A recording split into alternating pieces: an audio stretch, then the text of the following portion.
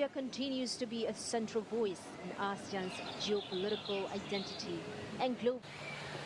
Indonesia has consistently. Pemirsa, Presiden RI Prabowo Subianto pada hari ini, Minggu 26 Oktober 2025, menghadiri konferensi tingkat tinggi KTT ASEAN ke-47 yang berlangsung di tempat saya melaporkan saat ini, yakni di Kuala Lumpur Convention Center, Malaysia.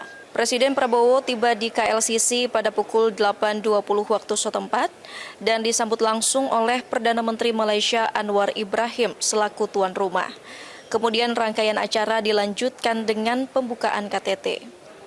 Adapun KTT ASEAN dibuka langsung oleh tuan rumah PM Anwar Ibrahim dengan mengangkat tema inklusivitas dan keberlanjutan. Dalam sambutannya, PM Anwar menekankan bahwa tekad kolektif untuk tetap percaya pada kerjasama serta pemahaman dan dialog menjadi kekuatan utama negara anggota ASEAN, termasuk sejumlah negara mitra ASEAN dalam menyikapi situasi geopolitik saat ini.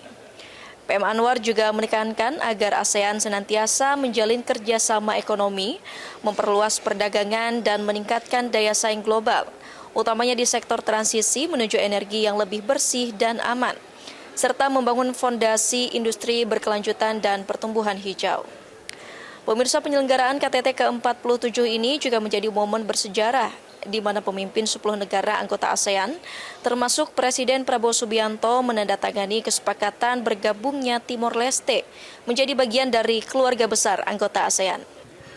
Setelah pembukaan, Presiden RI Prabowo Subianto selanjutnya mengikuti sesi pleno KTT ASEAN ke-47 dan turut memberikan statement pada urutan keempat setelah Filipina, Brunei Darussalam, dan juga Kamboja.